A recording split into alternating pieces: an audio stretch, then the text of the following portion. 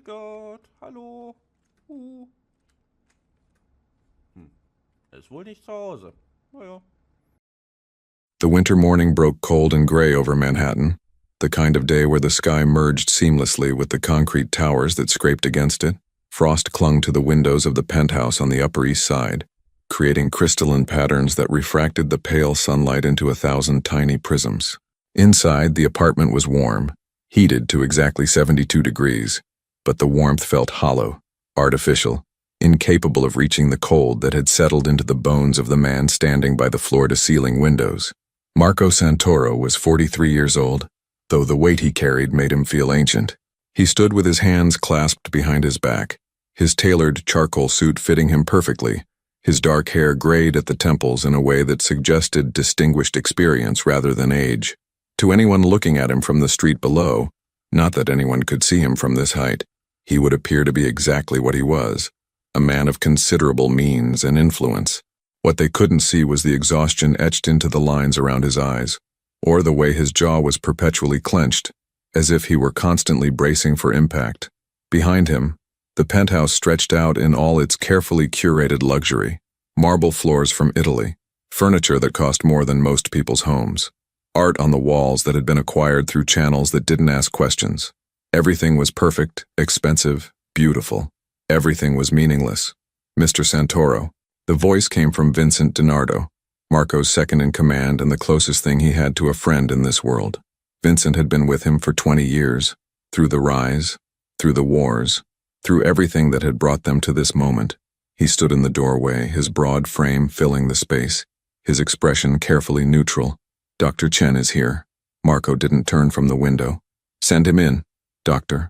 Richard Chen was the fourth child psychologist they had brought in over the past 3 months. The first had been from Colombia, highly recommended, specializing in childhood trauma. He'd lasted 2 weeks before admitting defeat.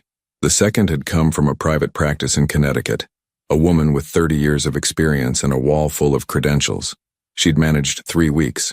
The third had been flown in from California, a specialist in selective mutism who'd written books on the subject. He'd left after 10 days, looking more defeated than any of the others. Dr. Chen entered the living room with the kind of cautious optimism that Marco had learned to recognize and resent. They all came in thinking they would be the one to break through, to solve the puzzle, to be the hero of the story.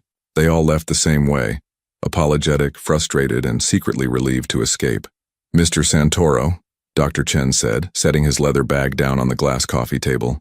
"I've reviewed all the previous reports and I've prepared several new approaches we might try with Sophia today."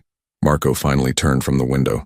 His dark eyes, the same eyes that could make grown men confess to things they hadn't done, that could silence a room with a single glance, were rimmed with red.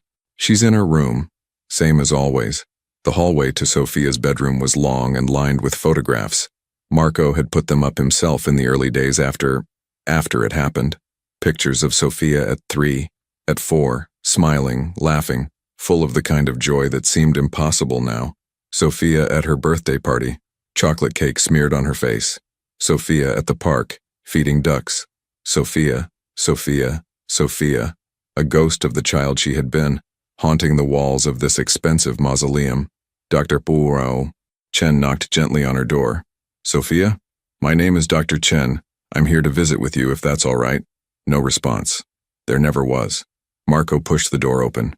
The room was enormous, bigger than most apartments in the city, a canopy bed with silk sheets, shelves lined with toys that had never been touched, a window overlooking Central Park, though the curtains were always drawn, and in the center of it all, sitting on the floor in her pink pajamas, was Sophia.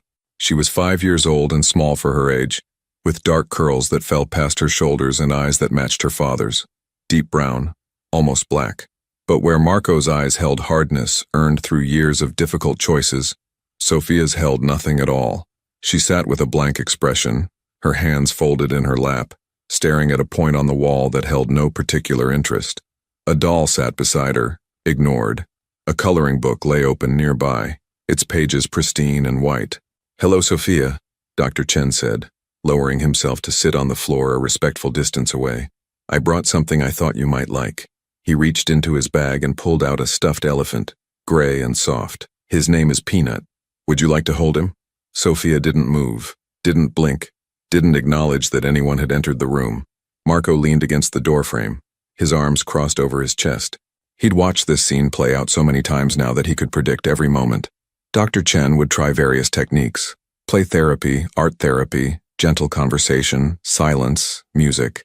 Sophia would sit exactly as she was sitting now, unreachable, locked inside whatever place she'd retreated to 3 months ago. For an hour, Dr. Chen tried everything in his considerable arsenal. He introduced puppets, showed her picture books, sang quiet songs, simply sat with her in comfortable silence. Nothing. Sophia remained as still and unresponsive as a statue, present in body but absent in every way that mattered. Finally, Dr. Chen gathered his things and followed Marco back to the living room. Vincent was waiting there, along with a woman Marco didn't recognize. Sharp suit, briefcase, the look of someone used to difficult conversations. "This is Agent Sarah Morrison," Vincent said quietly. "FBI. She's been waiting." Marco's jaw tightened, but he nodded. This was the dance they'd been doing for months now. "Doctor, if you'll excuse us." Dr. Chen hesitated at the door. "Mr. Santoro, I know this is difficult, but—" "Don't," Marco interrupted, his voice low but firm. "Don't tell me it takes time.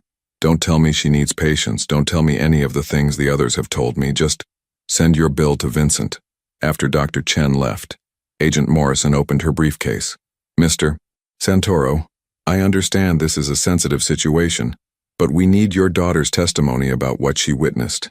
The investigation has stalled, and without her statement—" "My daughter," Marco said, each word carefully controlled, "doesn't speak to anyone about anything.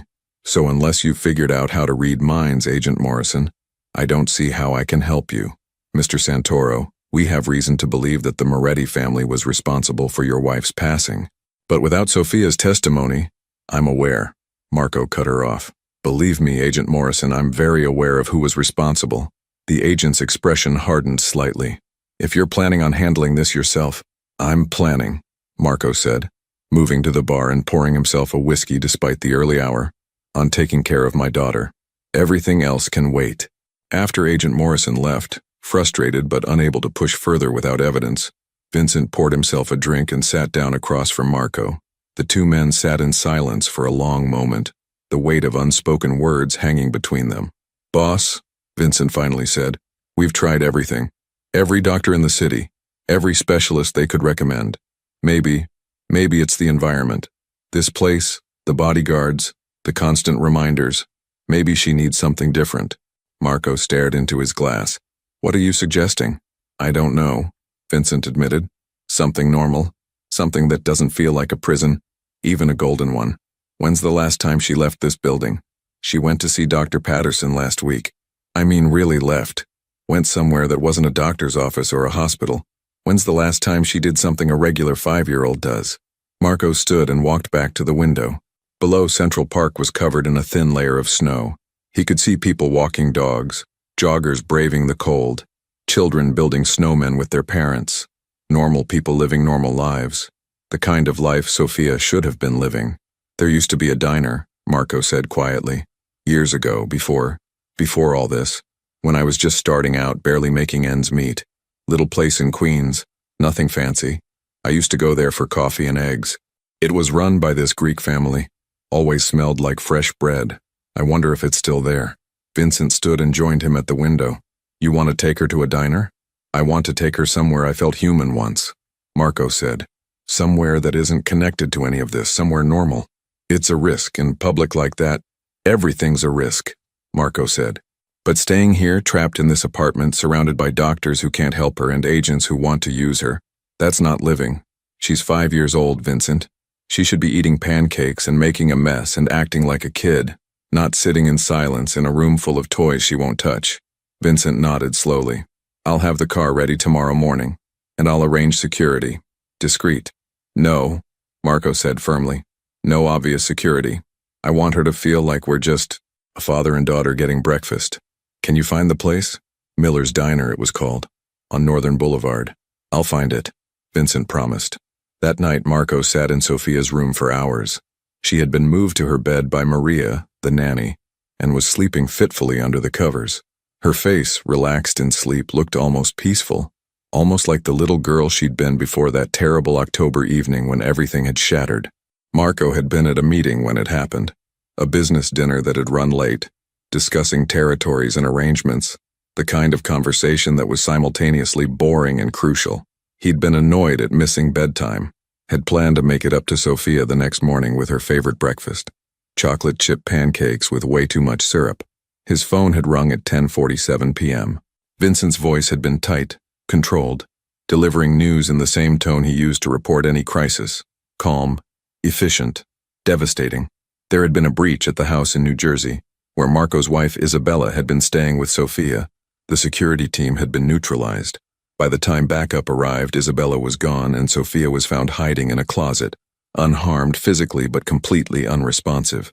The doctors had explained it to him in clinical terms: traumatic selective mutism, post-traumatic stress disorder, dissociative symptoms. They'd used a lot of words that all meant the same thing. His daughter had witnessed something so terrible that her mind had decided the only safe response was to stop communicating entirely. In the 3 months since, Sophia had become a living ghost. She ate when food was put in front of her, but without interest. She slept, but poorly, often waking up screaming without making a sound. She followed basic instructions: get dressed, brush your teeth, come here, but with the mechanical compliance of someone going through motions rather than living. The vibrant, talkative, endlessly curious little girl who had once asked him 1,000 questions about everything from stars to dinosaurs to why the sky was blue had simply disappeared. Marco reached out and gently brushed a curl away from her forehead. "I don't know how to reach you, baby girl," he whispered. "I don't know how to bring you back, but I promise you I'm going to keep trying. Every day I'm going to keep trying." Sophia stirred slightly in her sleep, but didn't wake. The next morning dawned even colder than the day before.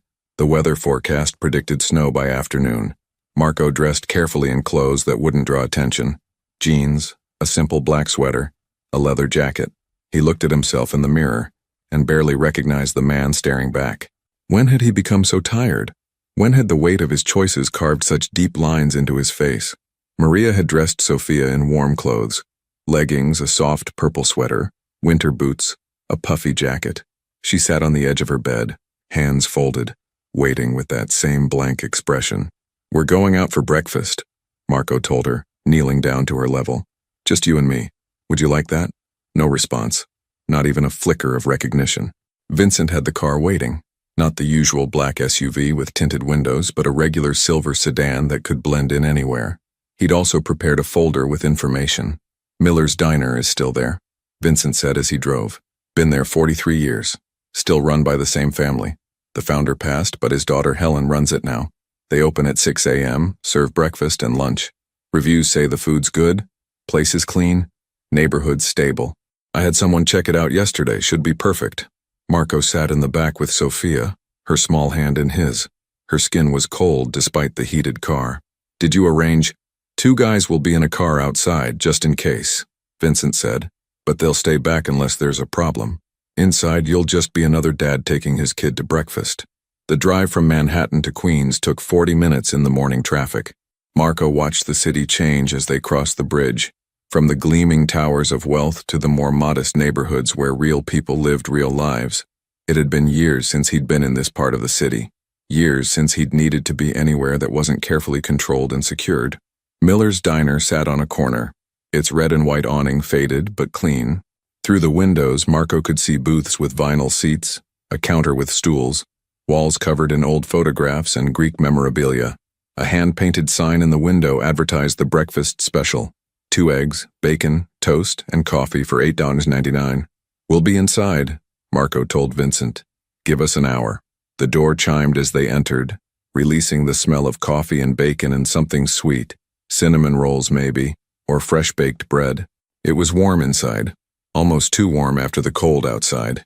The diner was about half full, an older couple in one booth, a man reading a newspaper at the counter, a woman with a laptop near the window. Normal people doing normal things. A waitress looked up from where she was refilling coffee. She was middle-aged with kind eyes and gray-streaked hair pulled back in a practical ponytail. "Sit anywhere you like, honey," she called out. Marco chose a booth near the back, not out of habit for security exactly, but because old instincts died hard. He helped Sophia out of her jacket and settled her into the seat across from him. She sat with that same blank expression, staring at nothing. The waitress approached with menus and a smile. "Good morning. Cold one out there, isn't it? Can I start you folks off with some coffee?" "Please," Marco said, "and some orange juice for her." The waitress, her name tag read Donna, set the menus down and really looked at Sophia for the first time. Something shifted in her expression, a flicker of concern, but she kept her smile. "And what's your name, sweetheart?" Silence. "This is Sophia," Marco said quietly. She's having a quiet day." Donna's eyes met his, and in that moment, he saw understanding. Not pity, not judgment, just simple human recognition that something was wrong, and tact enough not to push. "Well, Sophia, we've got the best pancakes in Queens if you're interested. Chocolate chip, blueberry, or plain with lots of syrup. Whatever you like." Sophia didn't respond, didn't even look up. Donna nodded gently. "I'll give you folks a minute to look at the menu. Coffee and juice coming right up." As she walked away, Marco opened the menu without really seeing it. What was he doing here? What had he expected? That bringing Sophia to a diner would somehow magically fix everything? That a change of scenery would break through months of silence where trained professionals had failed? He looked at his daughter across the table. She sat perfectly still, her small hands folded in her lap, her eyes focused on a spot somewhere past his shoulder. She looked like a doll, pretty and lifeless. "Sophia," he said softly, "look at me, baby. Please." "Nothing." Donna returned with the coffee and juice, setting them down carefully. "Decided what you'd like?" "Chocolate chip pancakes for her," Marco said, "and I'll have the breakfast special, eggs over easy." "You got it, hun." They sat in silence as the diner moved around them. The older couple got up to leave, the man calling out thanks to Donna. Another customer came in, stamping snow off his boots. The woman with the laptop laughed at something on her screen. Life happening all around them while Sophia remained locked away in her silent world. When the food came, Marco arranged Sophia's plate in front of her. 3 perfect chocolate chip pancakes, whipped cream on top, butter melting on the side. The kind of breakfast that would have had her squealing with delight 6 months ago. "They look good, don't they?" he said, cutting a bite-sized piece. "Try some, Sophia. I bet they're delicious." Sophia didn't move, didn't pick up her fork, didn't even look at the food. Marco felt something crack inside his chest. He set down his fork, no longer hungry, and pressed his palms against his eyes. Not here. He couldn't break down here. Not in front of all these people. Not in front of his daughter. But the weight of the past 3 months crashed down on him all at once. The guilt, the rage, the helplessness, the desperate clawing fear that he would never get his daughter back. "Mr. Santoro." He looked up to find Vincent standing by the table, concern evident on his usually impassive face. "I'm fine," Marco said automatically, though they both knew it was a lie. He picked up his fork with a hand that shook slightly. "We're fine." But they weren't fine. Nothing was fine. And sitting in this diner, surrounded by the warmth and normalcy he'd hoped might reach his daughter, Marco felt further from a solution than ever. Sophia sat across from him, untouched pancakes cooling on her plate, as unreachable as the moon. Emma Chen wiped down the counter for the 3rd time that morning, her movements automatic after 12 years of working at Miller's Diner. The rag moved in slow, methodical circles across the worn formica, erasing coffee rings and sugar spills, restoring order to the small section of the world she could control. Outside, the sky had turned a deeper shade of gray, and the first snowflakes were beginning to drift past the window, catching the light from the neon sign that buzzed softly above the door. She glanced at the clock. 9:47 a.m. Helen would be in soon to help with the lunch rush, which meant Emma could take her break, call to check on Tyler at school, maybe sit down for 5 minutes with a cup of coffee that she didn't have to serve to anyone else. The morning crowd had thinned out, just the regulars now.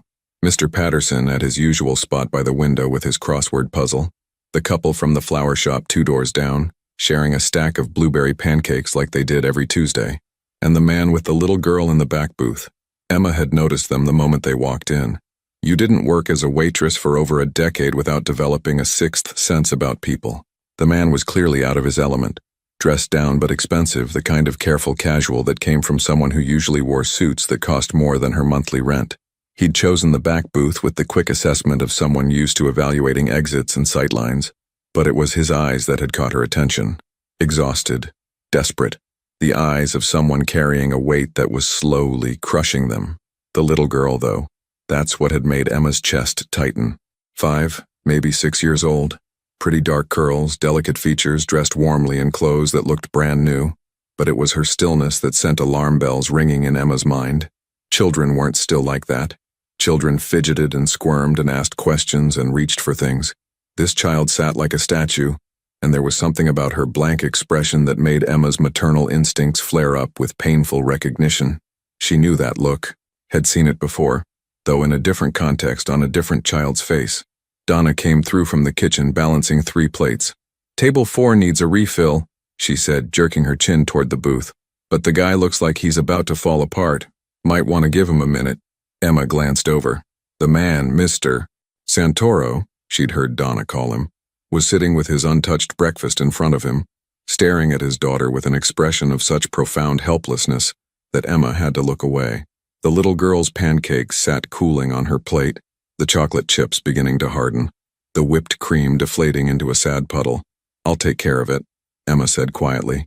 She'd worked at Miller's long enough to know that people came to diners for all sorts of reasons. Some came for the food, some came for the company, some came because diners were neutral spaces, not home, not work, somewhere in between where you could exist without the weight of expectations, and some came because they were drowning and didn't know where else to go. Emma poured fresh coffee into a carafe and made her way to the back booth. As she approached, she could hear the man's voice, low and strained. "Sophia, please, just 1 bite. You need to eat something, baby. Please." The girl, Sophia, didn't move, didn't even blink. "More coffee?" Emma asked gently, deliberately keeping her tone light and neutral. Marco looked up, and Emma saw the sheen in his eyes that meant he was fighting hard to keep his composure. "Yeah, thank you." She refilled his cup, her movements slow and careful. "How are those pancakes, Sophia? Not too sweet?" No response. Emma had expected that. She studied the untouched plate for a moment, then made a decision. "You know what? I think maybe these got a little cold. How about I bring you a fresh stack and maybe—" She paused, thinking quickly. "Maybe I could make them extra special. What do you think?" Sophia's eyes flickered slightly, the first hint of a reaction Emma had seen. It was barely there, just the tiniest shift in focus, but Emma was watching for it. "I'll be right back," she said, picking up the plate. In the kitchen, Helen's husband George was working the grill, the sizzle and pop of bacon filling the air. Emma grabbed a fresh plate and assembled 3 new pancakes, still warm from the griddle. She added a generous dollop of whipped cream, a pat of butter, and then hesitated, her hand hovering over the chocolate syrup. Tyler had been 3 when her world fell apart. 3 years old with his gap-toothed smile and his obsession with dinosaurs and his habit of drawing hearts on everything. Her notebooks, the bathroom mirror, napkins, the backs of receipts. "It means I love you, Mama," he'd say, pressing his chocolate-smudged fingers to her cheek. Hearts mean love. The accident had been quick. A drunk driver running a red light on a sunny Tuesday afternoon. Tyler's car seat had done its job. The impact hadn't taken him immediately. He'd lasted 6 hours in the hospital, long enough for Emma to hold his hand and sing him every lullaby she knew, long enough for her to tell him all the things she needed him to know, not long enough for any of it to matter. Emma closed her eyes, pushing down the grief that could still ambush her even after 5 years. Not now. This wasn't about her. This was about a little girl who needed something, anything, to remind her that the world could still hold gentle things. She picked up the chocolate syrup bottle and, with careful movements, drew a small heart on the edge of Sophia's plate. Not perfect. Her hands weren't steady enough for perfection, but recognizable. A simple gesture, a tiny offering of kindness. When she returned to the table, Marco was on his phone, speaking in low, tense tones to someone named Vincent. He stopped mid-sentence when he saw Emma approaching. "Here we go," Emma said, setting the fresh plate down in front of Sophia. Brand new pancakes, still nice and warm. Sophia's eyes dropped to the plate. For a long moment, nothing happened. Then, and Emma would remember this moment for the rest of her life, Sophia's gaze locked onto the chocolate heart. Her expression didn't change exactly, but something shifted. Some tiny light flickered behind her eyes. Emma felt her breath catch. She glanced at Marco, who had frozen with his phone still pressed to his ear, watching his daughter with an intensity that was almost painful to witness. Sophia reached out slowly, her small hand hovering over the plate. Her index finger extended, trembling slightly, and touched the chocolate heart. Just touched it, tracing the curved line Emma had drawn. "It's a heart," Emma said softly, crouching down beside the booth so she was at Sophia's eye level. "Do you know what hearts mean?" Sophia's finger continued tracing the chocolate shape, around and around, following the same path. Her lips parted slightly, the first break in the blank mask she'd been wearing. "Hearts mean someone is thinking about you," Emma continued, her voice gentle. "Hearts mean you're not alone. Hearts mean—" She paused, throat tight. "Hearts mean love." Sophia looked up. Their eyes met, Emma's soft green to Sophia's deep brown. And for just a second, Emma saw past the wall of silence to the terrified child hiding behind it. A child who'd seen something terrible. A child who'd stopped trusting the world to be safe. A child who was drowning in silence because words had become too dangerous. Emma knew that fear, had felt it herself in the days and weeks and months after Tyler's accident, when speaking felt like an admission that the world kept turning even though her son was gone, when silence felt like the only loyal response to a reality too cruel to acknowledge. "You don't have to talk," Emma said quietly, just to Sophia, though she knew Marco was listening to every word. "That's okay. Sometimes words are too hard. But maybe you could try the pancakes. They're really good. And they're warm. And warm things help, even when everything else feels cold." Sophia looked down at her plate again. Her hand moved from the chocolate heart to her fork. Slowly, so slowly that Emma held her breath. She picked it up, cut a small piece of pancake, raised it to her mouth, and took a bite. Marco made a sound like he'd been punched. Emma glanced up at him and saw tears streaming freely down his face now, his phone forgotten on the table, both hands pressed to his mouth as he watched his daughter eat. Sophia chewed mechanically, swallowed, then took another bite. Not with enthusiasm. There was no joy in it, no pleasure, but she was eating. After 3 months of having to be coaxed to consume even a few mouthfuls, she was eating on her own. Emma stood up slowly, not wanting to break the moment. "I'll let you folks have some privacy," she said. "But if you need anything at all, just wave, okay?" She made it back to the counter before her own tears started. Donna looked up from the coffee she was pouring and immediately set down the pot. "Hey," Donna said, concern creasing her face. "You okay?" Emma nodded, wiping her eyes quickly. "Yeah, sorry, just that little girl. There's something going on there." "I figured," Donna said. "You want to talk about it?" "No," Emma said, "but thank you. I think I need to take my break." She went to the small office in the back, really just a closet with a desk and a filing cabinet, and sat down heavily in the creaky chair. Her hands were shaking. She pressed them flat against her thighs and focused on breathing, on not letting the memories swallow her whole. The grief counselor she'd seen after Tyler's accident had told her that trauma changed you, that you could either let it make you bitter or let it make you more compassionate. Emma had chosen compassion, though there were days when bitterness felt like it would be easier, days when seeing other people's children, healthy, alive, talking, laughing, felt like knives to the chest, days when the unfairness of it all made her want to scream.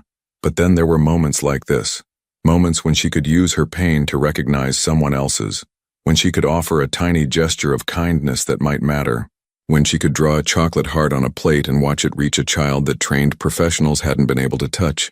Maybe that was why she was still here, still working double shifts at a diner, still getting up every morning even though her son never would. Maybe this was what Tyler's life had meant, that Emma could recognize suffering and try to ease it, even in small ways. She allowed herself 5 minutes, then washed her face in the tiny bathroom, reapplied her ponytail, and went back out to the floor. The diner had gotten busier. A group of construction workers had taken over 2 tables, and the lunch prep was starting to ramp up. Emma fell into the familiar rhythm of work, taking orders, pouring coffee, calling out requests to George in the kitchen, but she kept one eye on the back booth, where Marco and Sophia still sat. Sophia had eaten about half her pancakes, more than she'd probably eaten at one sitting in months based on her father's reaction. Marco had barely touched his own food, but he was sitting straighter now, some of the desperate helplessness replaced by something that looked almost like hope. When they were ready to leave, Marco approached the counter where Emma was ringing up another customer. He waited patiently until she was free, then met her eyes. "I don't know what you did," he said, his voice rough, "but thank you. Thank you. I just drew a heart," Emma said simply. "Sometimes that's enough. How much do I owe you?" Emma glanced at the register. 1847. Marco pulled out his wallet, but instead of counting out bills, he laid down 100. Keep the change. Sir, that's too much. It's not enough, Marco said firmly. Believe me, it's nowhere near enough. He hesitated, then added, would it be all right if we came back? Tomorrow, maybe? Emma smiled. We're here every day. Same time, same pancakes. The heart, though, Marco said, and there was something almost desperate in his voice now. Would you mind doing that again? Emma's smile widened. I can do hearts. Hearts are easy. Something passed between them in that moment. An understanding, perhaps. A recognition that they were both people who'd been broken by loss and were doing their best to keep functioning despite it. Emma didn't know his story and he didn't know hers, but they both knew what it looked like when someone was barely holding on. Tomorrow then, Marco said. He looked over at Sophia, who was standing by the door with Vincent. When had he come in? Staring at nothing again. Same time. After they left, Donna sidled up next to Emma. That was a hell of a tip. Yeah, Emma said, tucking the money into the register and pulling out her share for the jar they kept under the counter. You know who that was, right? Donna asked, her voice low. Marco Santoro. I've seen his picture in the papers. Well, let's just say he's not exactly in a legitimate line of work, if you know what I mean. Emma watched through the window as Marco helped Sophia into a silver sedan. I know what silence looks like, she said quietly. And I know what it looks like when someone would do anything, absolutely anything, to help their child. That's what I saw. Just be careful, Donna warned. Men like that, they're dangerous. Maybe, Emma agreed. But right now his daughter needs help, and I can help her, so I'm going to. That night, in her small apartment in Astoria, Emma made dinner for one, pasta with jarred sauce, nothing fancy, and ate it while watching the snow fall outside her window. Her apartment was modest but clean, decorated with the kind of generic furniture that came from rental catalogs and clearance sales. The only personal touches were the photographs on the bookshelf, Tyler at various ages smiling, laughing, alive in captured moments that would never happen again. I met a little girl today, Emma said to the photographs, like she did most nights. She reminds me of you. Not how you looked, but she's lost, Tyler. She's so lost, and I think maybe I can help her find her way back. Would you like that? I think you would. You always wanted to help people. The snow continued to fall, soft and silent, covering the city in white. Emma finished her dinner, washed her plate, and went to bed early. She had another shift at 6 a.m., and something told her that tomorrow was going to be important. She was right. Marco Santoro was not a man who left things to chance. In his world, information was currency, and ignorance could get you ended. So when he left Miller's diner that first morning with Sophia having eaten half a plate of pancakes, more food than she'd consumed voluntarily in 3 months, his first call was to Vincent. I need everything on the Waitress, he said as the sedan merged into traffic. Emma Chen, everything. Background, family, financials, social media, parking tickets. I want to know who she is. Vincent didn't question it. He never did. I'll have it by tonight. In the back seat, Sophia sat in her usual silence, but something was different. Her fingers were moving, tracing invisible patterns on her leg. Marco watched her carefully, afraid to hope, afraid to believe that one chocolate heart drawn by a stranger could be the key that unlocked his daughter's prison. The file arrived at 8 p.m., delivered by courier to the penthouse. Marco poured himself a whiskey and settled into his leather chair to read, expecting to find, he wasn't sure what, some angle, some explanation for why a random waitress had succeeded where specialists had failed. What he found was simpler and more devastating than he'd anticipated. Emma Louise Chen, age 37, born in Sacramento, moved to New York 12 years ago, employed at Miller's Diner for the past 11 years, also worked part-time at a bookstore in Astoria, divorced 8 years ago, amicable split, no drama. One son, Tyler Chen, born March 15, 2015, passed away August 22, 2020 in a traffic accident. The driver had been intoxicated, lost control, ran a red light. Tyler was 3 years old. Marco set down the file and pressed his palms against his eyes. The universe had a cruel sense of irony. Of all the diners in all of New York, he'd walked into one where the waitress knew exactly what it felt like to lose a child. Not in the same way, Sophia was still alive, still breathing, but Emma Chen understood the particular devastation of having a child's light extinguished. He picked up his phone and stared at it for a long moment before calling Vincent again. Did you read the file? Marco asked. Yeah, boss, she's clean. No connections, no debts, no red flags. Just a working woman trying to get by. Her son. I saw that, Vincent said quietly. Hell of a thing. Marco walked to the window, looking out at the city lights. She doesn't want anything from us. She's not working an angle. Doesn't look like it. Some people are just good, I guess, even when life gives them every reason not to be. We're going back tomorrow, Marco said. And the day after that, as long as it takes. You think the heart thing will work again? I don't know, Marco admitted. But it's the first thing that's reached her in 3 months. So yeah, we're going back. They established a routine. Every morning at 9:30 a.m., Marco and Sophia would arrive at Miller's diner. They always took the same booth in the back. Emma always served them, and she always drew a small chocolate heart on Sophia's plate. The first week, Sophia ate her pancakes with the same mechanical motions, but she ate them. That alone was a victory. Marco watched his daughter like a hawk, cataloging every tiny change. On day 3, Sophia's fingers traced the chocolate heart before she started eating. On day 5, she looked up at Emma when the plate was set down. On day 7, the corner of her mouth twitched. Not quite a smile, but something. Emma never pushed. She never asked Sophia questions directly or tried to force conversation. She simply existed as a gentle, steady presence. Sometimes she'd sit in the booth across from Sophia for a few minutes during slow periods, not saying much, just being there. Sometimes she'd hum softly while wiping down nearby tables. Sometimes she'd bring crayons and leave them on the table without comment. It was on day 9 that Sophia picked up a crayon. Marco had been checking his phone, a message from Vincent about business he could barely focus on, when he heard the soft scratch of wax on paper. He looked up to find Sophia drawing on the paper placemat, her small hand moving in careful, deliberate strokes. His heart seized. She was drawing a house. Simple, childlike, the kind of picture any 5-year-old might make. A square with a triangle roof, a door, windows. But then she added stick figures, 3 of them. 1 tall, 1 medium, 1 small. Emma appeared at the table as if summoned, 2 coffee mugs in hand. She glanced at the drawing and her expression softened. That's a beautiful house, she said, setting down Marco's refill. Who lives there? Sophia's hand hesitated over the paper, then continued. She drew a sun in the corner. A tree, a dog. Each addition felt significant, weighted with meaning that Marco couldn't quite decipher. You know, Emma said, sliding into the booth across from Sophia. I like to draw too. Not as good as you, but I try. She picked up a crayon, blue, and started drawing on her own section of the placemat. A simple flower.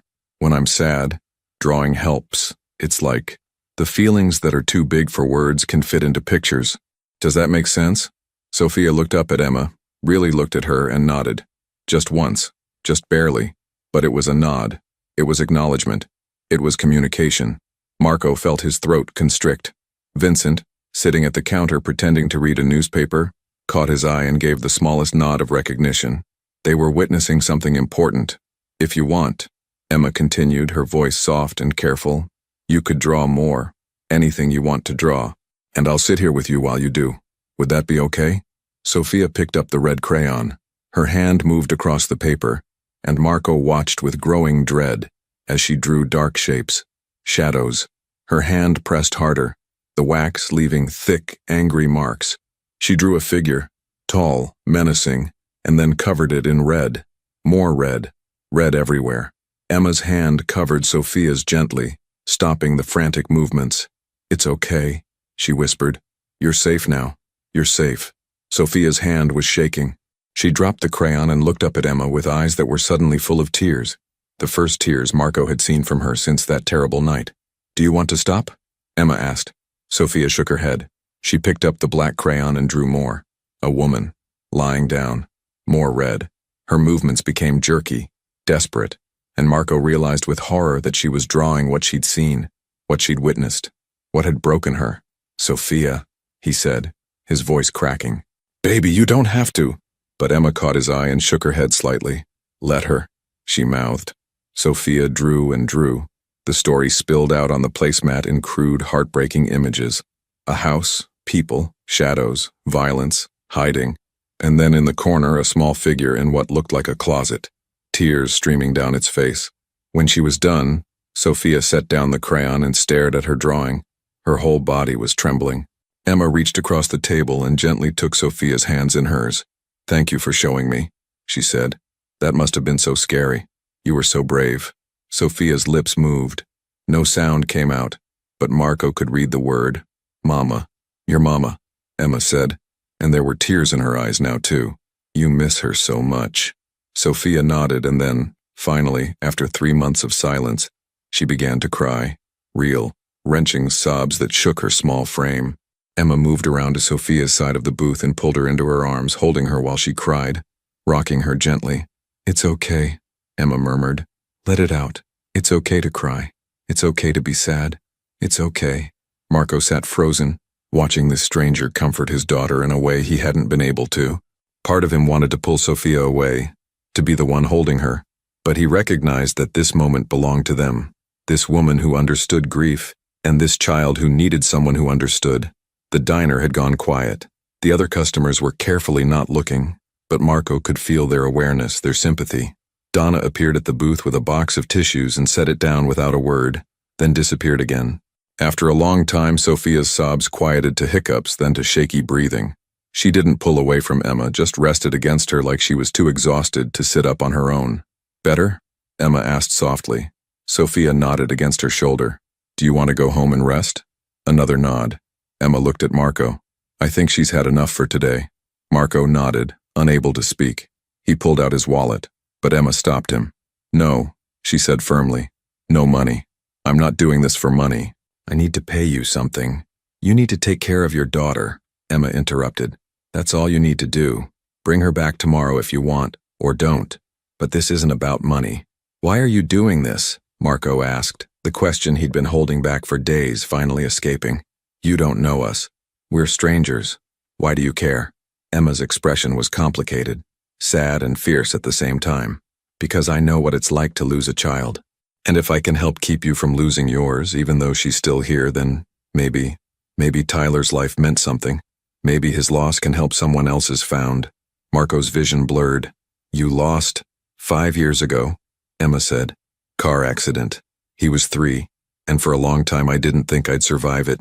But I did, and I learned that the only way to live with that kind of pain is to use it to recognize pain in others, to help where you can, to draw chocolate hearts on plates when a little girl needs to remember that the world can still hold gentle things." Marco carefully folded the placemat with Sophia's drawing and tucked it into his jacket. "I'm sorry. For your loss. I'm so sorry." "I know," Emma said. "And I'm sorry for yours too. Even though your daughter is still breathing, you've lost something. I can see it. Will you be here tomorrow?" Marco asked. "I work every day," Emma said. "Same shift, same chocolate hearts." That night, Marco spread Sophia's drawing on his desk and studied it. Vincent stood beside him, both men silent as they examined the crude but unmistakable images. "That's definitely the Moretti brothers," Vincent said finally, pointing to the tall, menacing figures. "The one with the scar, that could be Antonio. He always wears that hat. And this," Marco touched the red-covered figure lying down, "is Isabella. We knew they were responsible," Vincent said carefully. "But now we have confirmation. From Sophia. She saw everything," Marco said, his voice hollow. "She was there. She watched them." He couldn't finish the sentence. "The FBI will want this," Vincent said. "I know." Marco stared at the drawing. "But not yet. Sophia's just starting to process this. I won't put her through interrogations and testimony until she's ready, until she's stronger. Boss, every day we wait is a day Sophia gets to heal," Marco interrupted. "The Morettis aren't going anywhere. They think they got away with it. Let them think that a little longer." Vincent nodded. "And the waitress? Emma? What about her? She's becoming important to Sophia. That makes her a liability. If anyone wanted to get to you, no one knows about her," Marco said firmly. "And no one will. We keep the security discreet. We don't change our routine.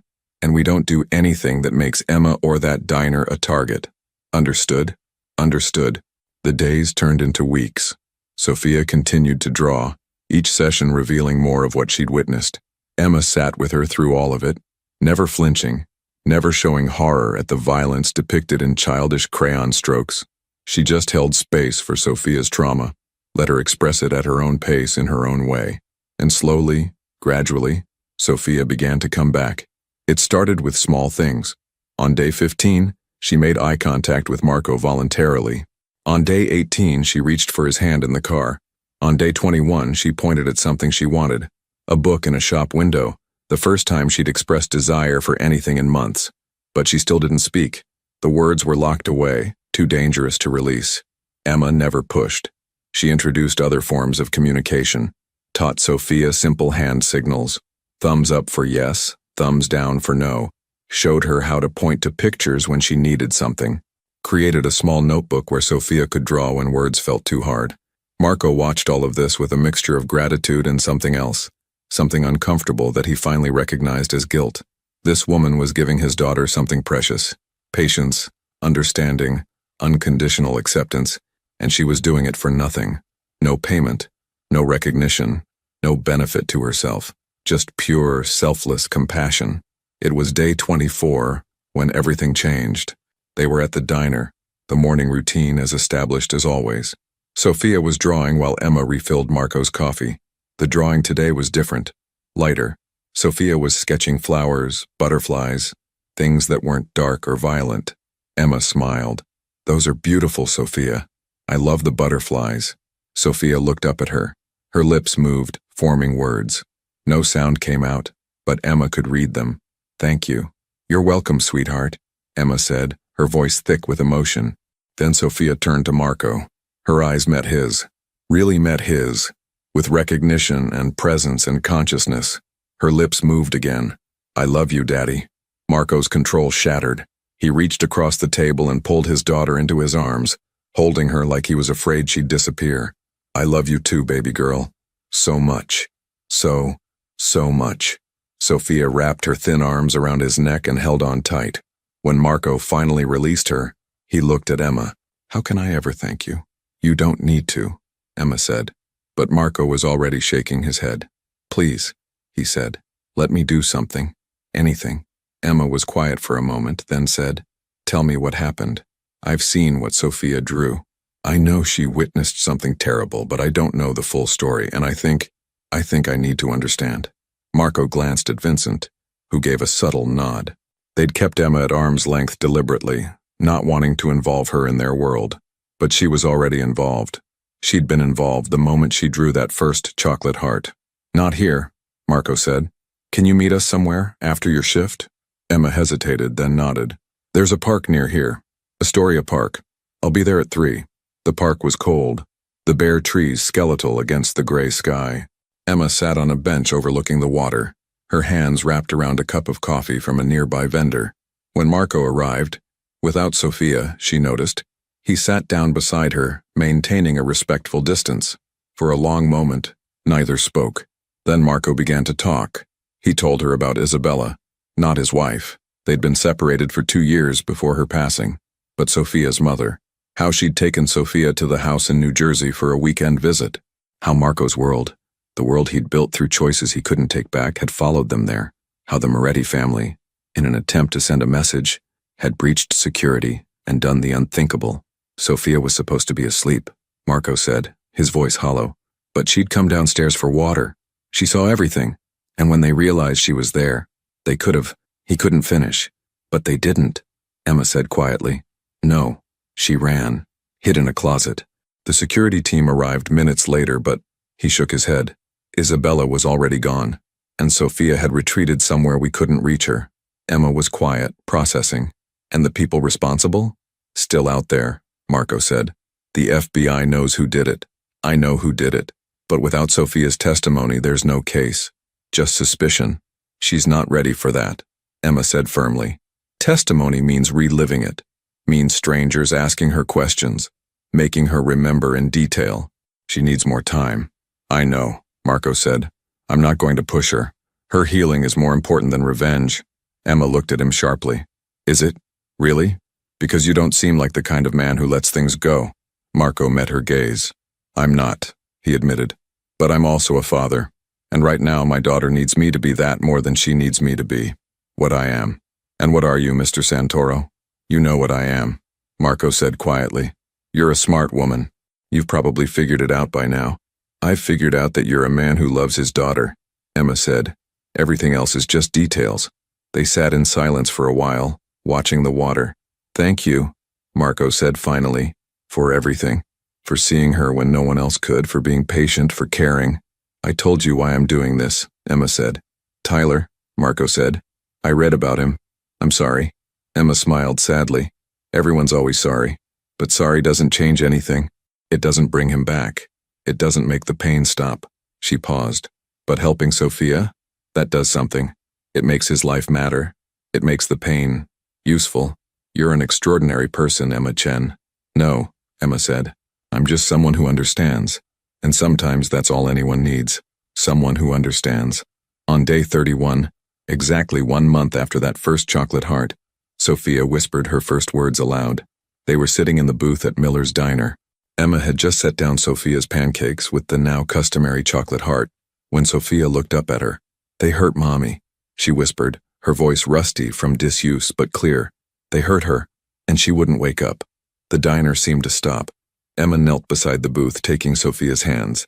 "I know, sweetheart, I'm so sorry that happened. I tried to help her," Sophia continued, tears streaming down her face. "But I was too small. I couldn't help her." "You did help her," Emma said firmly. "You survived. You're here. That's what she would have wanted, for you to be safe." Sophia threw her arms around Emma's neck, and Emma held her while she cried. Real, healing tears this time, not the desperate sobs from before. Marco watched them, and for the first time in 3 months he felt something like hope. Real hope. Not the desperate, grasping hope of a drowning man, but the solid hope that came from seeing actual progress. His daughter was coming back. She was broken, yes. Traumatized, certainly. But she was speaking. She was feeling. She was healing. And it was all because of a chocolate heart drawn by a waitress who understood grief. 2 weeks after Sophia spoke her first words at the diner, Agent Sarah Morrison received an unexpected phone call. Marco Santoro's attorney requested a meeting, not at the FBI field office, but at a neutral location, a conference room at a respected law firm in Midtown Manhattan, where everything could be documented and official. Morrison arrived with her partner, Agent David Reeves, and a child trauma specialist named Dr. Patricia Hoffman. They'd been briefed on Sophia's condition, on the months of silence, on the failed attempts by countless professionals to reach her. Morrison had honestly given up hope of ever getting the testimony they needed to build a case against the Moretti organization. When Marco Santoro walked in with his daughter, Morrison barely recognized the child from the files. Sophia still looked fragile, too thin, too pale, shadows under her eyes that spoke of difficult nights. But she was present. Her hand was clasped in her father's, and while she stayed close to him, there was awareness in her eyes that hadn't been there before. Behind them came someone Morrison hadn't expected, Emma Chen, the waitress from Queens. She carried a small bag and wore an expression of protective determination that made it clear she wasn't just a bystander. "Thank you for agreeing to meet us here," Marco's attorney began, a sharp woman named Catherine Walsh who specialized in difficult cases. "My client understands the importance of Sophia's testimony to your investigation. However, there are conditions." Morrison exchanged a glance with Reeves. "What kind of conditions?" "Sophia will give her statement today in full, but she does so with Emma Chen present. Ms. Chen has been instrumental in Sophia's recovery and has earned her trust in a way that, no disrespect to Dr. Hoffman, strangers haven't. Additionally, this statement will be recorded and can be used in legal proceedings, but Sophia will not be required to testify in person unless absolutely necessary. If courtroom testimony becomes unavoidable, accommodations will be made for her age and trauma." "That's not," Morrison started, but Dr. Hoffman touched her arm. "Actually, Agent Morrison, those are reasonable requests given the child's condition. Having a trusted support person present often helps traumatized children feel safe enough to share difficult experiences, and video testimony is increasingly accepted in cases involving minors, especially in situations like this." Morrison looked at Sophia, who was watching her with those solemn, dark eyes. This child had witnessed unspeakable things. If they could get her statement, a real, detailed statement, they could take down one of the most dangerous criminal organizations in the city. The Moretti family had been operating with impunity for decades, and Isabella Santoro's case was just the latest in a long line of violence that had gone unpunished. "All right," Morrison agreed. "Let's do this carefully and by the book." They arranged the conference room thoughtfully. Sophia sat in a comfortable chair with Emma beside her. Dr. Hoffman positioned herself where Sophia could see her but not feel crowded. Marco sat slightly behind his daughter, close enough to provide support but not in her direct line of sight. Dr. Hoffman had suggested this, explaining that children sometimes felt pressure to protect their parents and might hold back if they could see their father's reactions. A camera was set up to record everything. Catherine Walsh made sure all the legal protocols were followed. And then when everyone was ready, Morrison began. Sophia, my name is Sarah. I'm here to listen to anything you want to tell me about what happened to your mom. You don't have to rush. You can take breaks whenever you need to. And Emma is right here with you the whole time, okay? Sophia looked at Emma, who squeezed her hand gently. You're safe, Emma said softly. And you're so brave. Just tell them what you remember, in your own words. Sophia's voice was quiet at first, barely above a whisper, but as she began to talk, the words came easier. She described the house in New Jersey, how she and her mother had gone there for a quiet weekend, how she'd been in bed but came downstairs because she was thirsty, how she'd heard voices, angry voices, and had hidden behind the kitchen door. There were 3 men, Sophia said, her small hands twisting in her lap. Big men. They were yelling at Mommy. She told them to leave. She said Daddy wasn't there and they needed to go. Can you describe what the men looked like? Morrison asked gently. Sophia nodded. She described them in the simple but specific way children often do. One had a scar on his face like a lightning bolt. One wore a hat like cowboys wear. One had a tattoo on his neck, like a snake. Details that matched perfectly with the Moretti brothers, Antonio, Giuseppe, and Marco. No relation to Sophia's father, just an unfortunate coincidence of names. What happened next? Dr. Hoffman prompted when Sophia paused. Sophia's voice got quieter. They were mean to Mommy. They said bad words. They said Daddy needed to learn a lesson, and Mommy said, you can't hurt me, my daughter is upstairs. But they just laughed. Emma's hand tightened on Sophia's. Marco, behind them, had gone perfectly still. One of them, the one with the scar, he pushed Mommy. She fell down. And then, Sophia's voice broke. And then he had a thing, a black thing, and there was a loud noise and Mommy, it's okay, Emma said quickly, seeing Sophia's distress mounting. You don't have to describe that part if it's too hard. But Sophia shook her head. I have to. For Mommy. She took a shaky breath.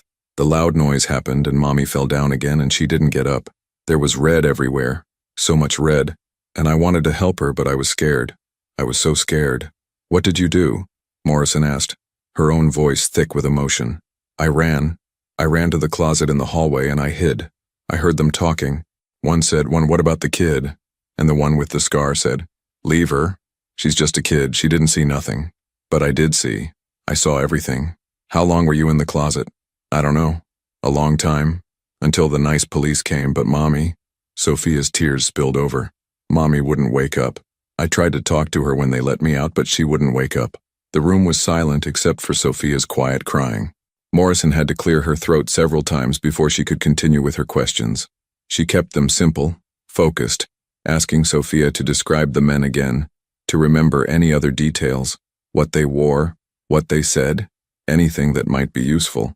Sophia answered everything as best she could. Her testimony was devastating in its simplicity and clarity.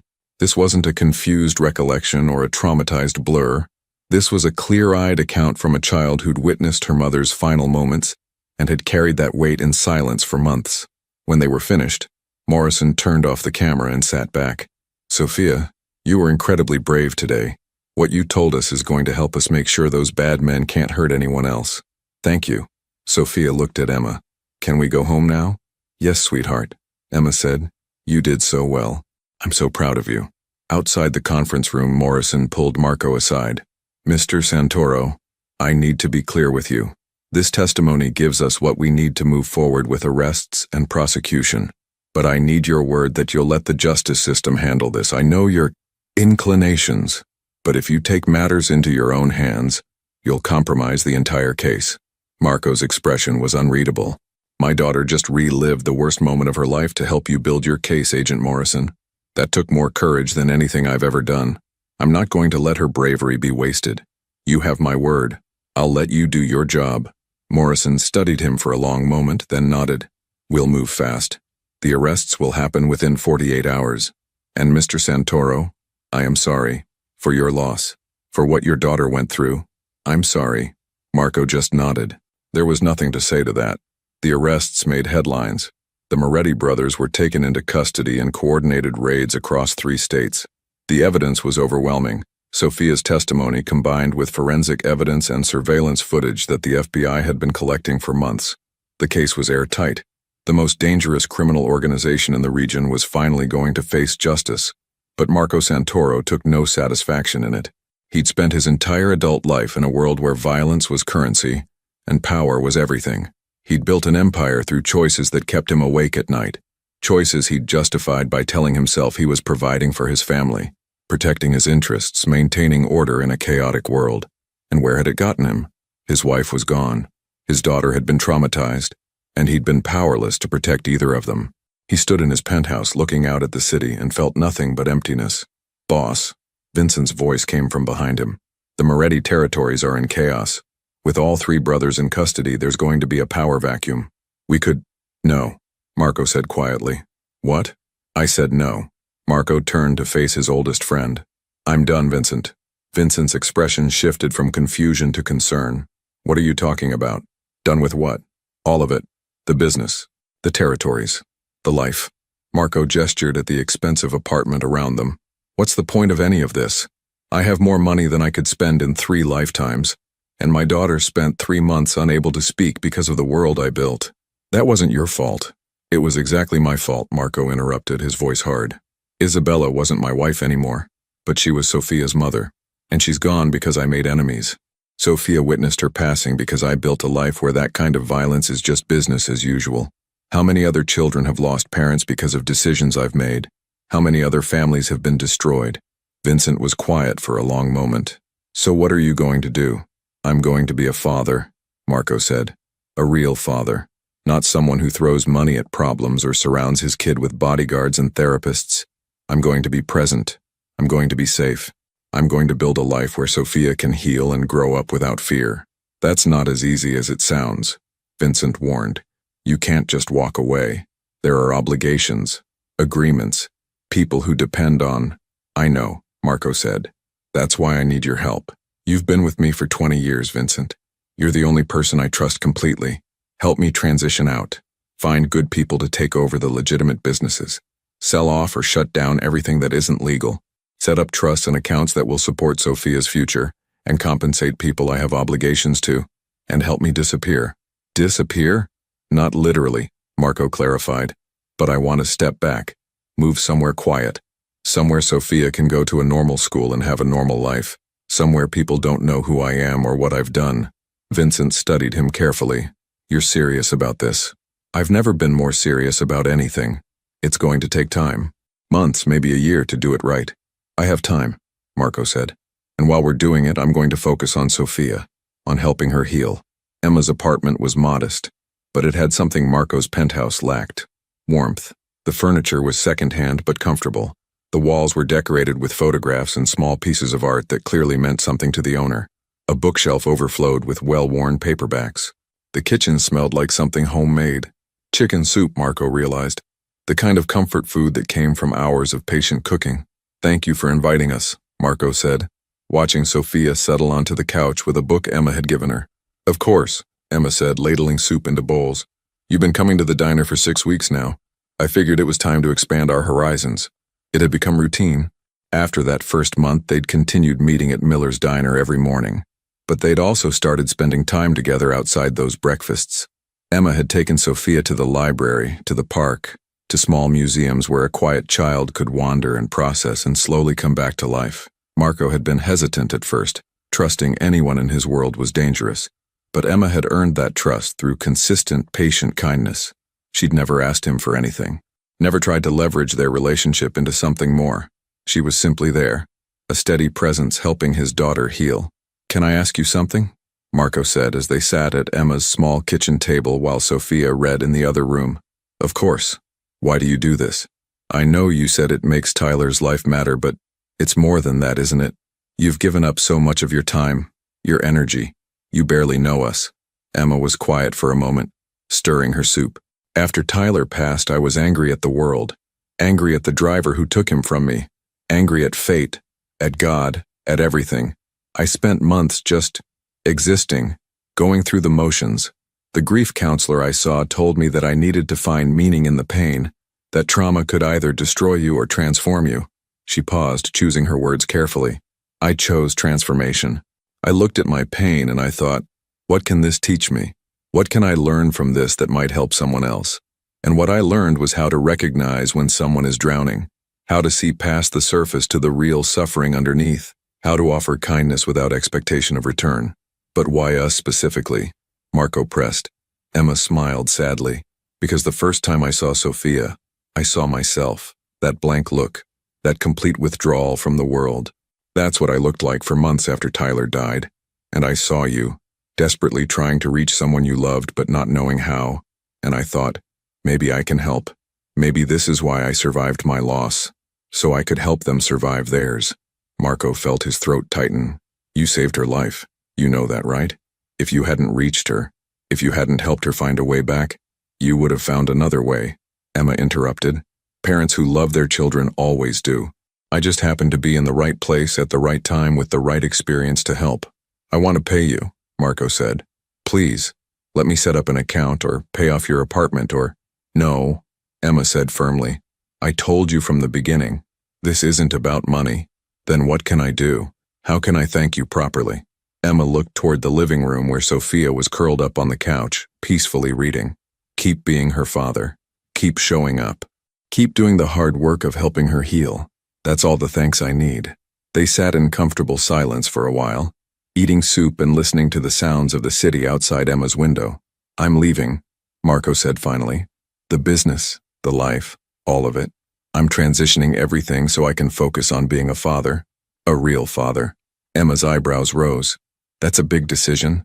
It's the only decision, Marco said. I can't keep living in a world where my daughter is at risk, where violence is always one wrong move away. She deserves better. She deserves a father who picks her up from school and helps with homework and goes to parent-teacher conferences. Normal things. Safe things. Where will you go? I don't know yet. Somewhere quiet. Somewhere we can start over. He hesitated. Will you stay in touch? Sophia's gotten so attached to you. I don't want her to lose another important person. Emma smiled. Of course. Distance doesn't matter these days. We have phones, video calls, all of that. And who knows? Maybe I'll visit wherever you end up. I've always wanted to travel more. You'd be welcome, Marco said. Always. 3 months after Sophia's testimony, the trial began. The evidence was overwhelming. Sophia's video testimony was shown in a closed courtroom, with only the judge, jury, attorneys, and necessary personnel present. The footage was devastating. A 5-year-old child calmly describing how 3 men had taken her mother's life while she hid in terror. The defense tried to argue that the testimony was unreliable, that Sophia had been coached or confused, that the trauma had distorted her memories. But the forensic evidence backed up every detail she'd provided. The timeline matched. The descriptions matched. The surveillance footage from neighboring properties, while not capturing the incident itself, showed the Moretti brothers entering and leaving the property at the exact time Sophia had described. The trial lasted 6 weeks. The verdict took the jury 3 hours. Guilty on all counts. Marco wasn't in the courtroom when the verdict was read. He was at a small house in Vermont, watching Sophia play in the snow. They'd moved there a month earlier, a modest home in a quiet town where nobody knew who they were or what they'd come from. Sophia had enrolled in the local elementary school under a different last name, just another kid trying to catch up after a difficult year. When his phone rang with news of the verdict, Marco felt nothing. No satisfaction, no sense of victory, just relief that it was over, that Sophia would never have to testify again, that the men who'd taken Isabella's life would spend the rest of theirs in prison. Daddy, look, Sophia called from the yard, holding up a lopsided snowball. I made a snowball. Marco pocketed his phone and went outside. That's a great snowball. Are you going to throw it? Sophia grinned, a real grin, the first he'd seen in over 6 months, and launched the snowball at him. It fell apart mid-flight, but Marco acted like he'd been hit anyway, staggering dramatically. Sophia laughed. Actually laughed. The sound was like music. You got me, Marco said, falling into the snow. I'm down. You win. Sophia ran over and collapsed next to him, both of them lying in the snow and looking up at the gray winter sky. Daddy? Yeah, baby? Are we going to be okay? Marco turned his head to look at his daughter. She was still too thin, still had shadows under her eyes, still woke up sometimes screaming from nightmares. But she was here. She was talking. She was laughing. She was healing. Yeah, he said. We're going to be okay. 6 months later, on a warm June morning, Emma drove up to Vermont for a visit. She'd kept in touch via video calls, watching from a distance as Sophia slowly transformed from a traumatized child into something approaching a normal 6-year-old. But this was her first in-person visit since they'd moved. The house was small, but charming, with a garden out front where Sophia had helped plant vegetables. Sophia came running out when Emma's car pulled up, throwing herself into Emma's arms with an enthusiasm that made Emma's heart swell. "Emma, you're here. Daddy said you were coming, but I didn't know if you were really coming, but you're really here." "I'm really here," Emma laughed, hugging Sophia tight. "I missed you so much." "I missed you too. Come see my room and the garden, and there's a creek behind the house where we found tadpoles. And I'm in 1st grade now, and I have a friend named Maya, and we play at recess every day, and—" "Slow down," Emma said, laughing. "I'm here for the whole weekend. We have time to see everything." Marco appeared in the doorway, looking more relaxed than Emma had ever seen him. He wore jeans and a flannel shirt, a far cry from the expensive suits he'd worn in New York. His face had filled out slightly. The stress lines around his eyes softened. "Welcome," he said, taking Emma's bag. "Sorry about the enthusiastic greeting. She's been talking about your visit all week." "I wouldn't want it any other way," Emma said. They spent the weekend like old friends. Marco showed Emma around the town, the small downtown with its mom-and-pop shops, the library where Sophia had a library card, the school where she was thriving. Emma met Sophia's teacher, Ms. Rodriguez, who had no idea that this polite, creative student had spent months unable to speak. "She's doing wonderfully," Ms. Rodriguez told them during an impromptu meeting. "Very bright, very kind to the other children. She's a bit quiet sometimes, but she's coming out of her shell more every day." That evening, they had dinner together. Marco grilled burgers while Sophia showed Emma every drawing she'd made in the past 6 months. The drawings had changed. The dark, violent images had been replaced with sunshine, flowers, animals, and people with big smiles. After Sophia went to bed, Marco and Emma sat on the porch, watching fireflies dance in the gathering darkness. "You did it," Emma said. "You built her a new life." "We did it," Marco corrected. "None of this would have been possible without you. You showed me that there was another way, that throwing money at problems wasn't enough, that what Sophia needed was patience and presence and someone who understood that healing isn't linear." "She's an amazing kid," Emma said. "Strong and resilient. She was always going to find her way back. I just helped her find the door." "The chocolate heart," Marco said with a small smile. "The chocolate heart," Emma agreed. They sat in comfortable silence for a while. "What about you?" Marco asked. "How are you doing?" "Really?" Emma considered the question. "I'm okay. Better than okay, actually. Helping Sophia helped me too in ways I didn't expect. It reminded me that Tyler's life mattered, that the love I had for him, still have for him, isn't wasted. It's just redirected, transformed into compassion for others." "Do you still work at the diner?" "I do," Emma said. "But I'm also going back to school, studying child psychology. I figure if I have a gift for reaching traumatized kids, I should develop it properly." Marco smiled. "That's perfect. You'll be amazing at it." "We'll see," Emma said. "But yeah, I think it's the right path." The fireflies continued their dance. Somewhere in the distance, a dog barked. Normal sounds. Safe sounds. "Thank you," Marco said quietly, "for everything.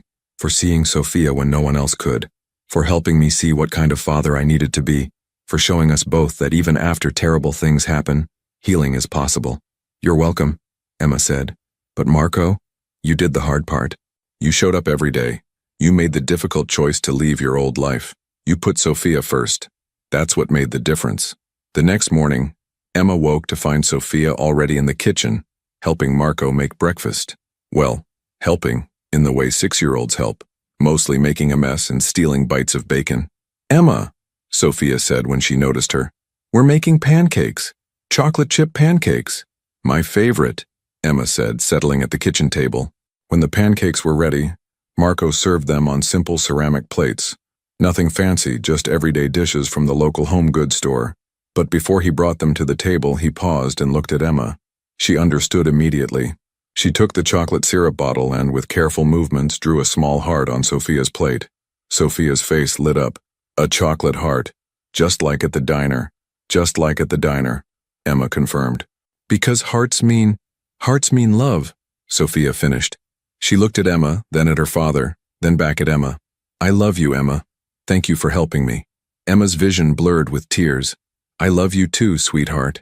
They ate breakfast together, Marco, Sophia, and Emma, like a makeshift family bound not by blood but by shared trauma and the healing that came from simple acts of kindness.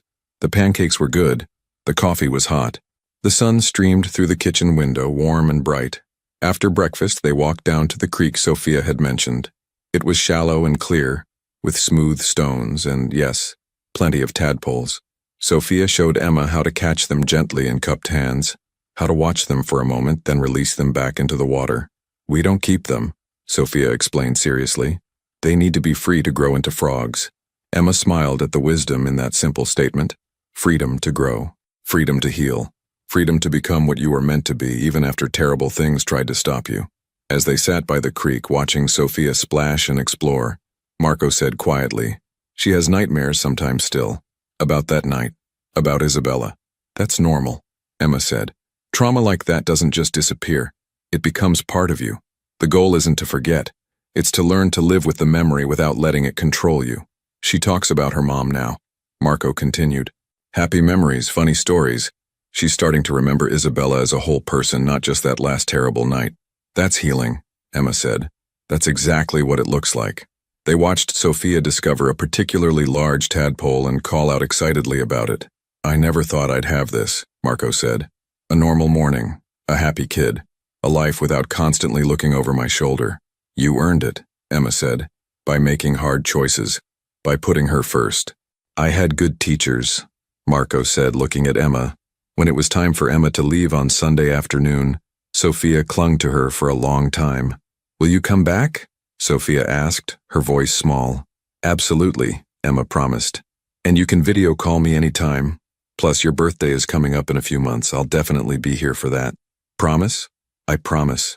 As Emma drove away, she watched in the rearview mirror as Marco knelt down to Sophia's level, probably explaining that Emma would visit again soon, that they could call her whenever they wanted. That distance didn't mean goodbye. Emma thought about the morning 6 months ago when a desperate father and his silent daughter had walked into Miller's diner. She'd drawn a chocolate heart on a plate. Such a small gesture, really. 30 seconds of work, a bottle of syrup, and a simple shape. But small gestures could change everything. A moment of kindness could open doors that force never could. Sometimes the most powerful thing you could do was simply see someone's pain and acknowledge it. Not try to fix it, not minimize it, not rush past it. Just see it and say, I understand. You're not alone. That's what the chocolate heart had been. A message. I see you. I see your pain. You're not alone. And it had been enough. Epilogue. 2 years later, Marco stood at the back of the school auditorium, watching the second-grade play. Sophia was playing a tree in the school's production of The Wizard of Oz. Not the lead role, but she'd been so excited to be part of it. She stood on stage with her arms stretched out like branches, a crown of construction paper leaves on her head, absolutely beaming. In the seat next to him, Emma wiped away happy tears. She's so confident up there. I remember when she wouldn't even make eye contact. She's come a long way, Marco agreed. Vincent was there too. He'd made the drive up from New York for the play. He'd taken over the legitimate parts of Marco's former business and was running them honestly and well. They spoke regularly. Old friends who'd been through too much together to lose touch. She looks happy, boss, Vincent said quietly. She is happy, Marco said. We both are. After the play, they all went out for ice cream. Sophia, Marco, Emma, Vincent, and Sophia's friend Maya with her parents. They crowded into a booth at the local ice cream shop, a place that had terrible decor but excellent banana splits. Sophia sat between Marco and Emma, chocolate ice cream smeared on her face, talking a mile a minute about the play, and how nervous she'd been, and how the boy playing the Tin Man had forgotten his lines, and how Ms. Rodriguez had said they all did a great job. Emma caught Marco's eye across the table and smiled. He smiled back, a real, genuine smile that reached his eyes. Later, after Maya's family had left and Vincent had headed back to the city, Marco walked Emma to her car. Thank you for coming, he said. It meant a lot to Sophia, to both of us. I wouldn't miss it, Emma said. She's my girl too, you know. I know. Marco said, "and I'm grateful for that. For you. For everything you've given us." Emma hugged him. A friend's hug, comfortable and warm. "You gave yourself a second chance, Marco. You did the work. I just drew a chocolate heart." "Best chocolate heart ever drawn," Marco said. Emma laughed. "I don't know about that, but it did what it needed to do." She got in her car, but before she pulled away, Sophia came running up, her tree costume still on. "Emma, I forgot to tell you. Next month we're having a family picnic at school and you have to come, Daddy. Emma has to come, right?" "Emma is always welcome," Marco said. "If she can make it, I'll be there," Emma promised. As she drove away, Emma looked in the rearview mirror one last time. Marco had lifted Sophia onto his shoulders and they were walking toward their car, Sophia's laughter carrying on the warm, evening air. A father and daughter healing together, building a life defined not by violence and loss but by love and possibility. Emma thought about Tyler, as she did every day, but the thought didn't hurt quite as much anymore. Instead, it felt like warmth, like his love had transformed into something that helped others, into compassion and understanding, and chocolate hearts drawn on plates for little girls who needed to remember that the world could still be gentle. "I think you'd be proud, baby," she whispered to the memory of her son. "I think you'd really like Sophia. She's special, just like you were." The sun was setting over Vermont, painting the sky in shades of orange and pink. Emma rolled down her window and let the warm air wash over her. She had a long drive ahead, back to her apartment in Queens, back to her shifts at the diner and her classes at school, back to her own life. But she'd be back, for Sophia's picnic, for her birthday, for Christmas, for all the moments that mattered, because that's what family did. And somewhere along the way, in a diner in Queens with chocolate syrup and pancakes, and a grief that both women understood, they'd become family, not by blood, not by marriage, but by choice, by kindness, by a simple chocolate heart that had meant everything.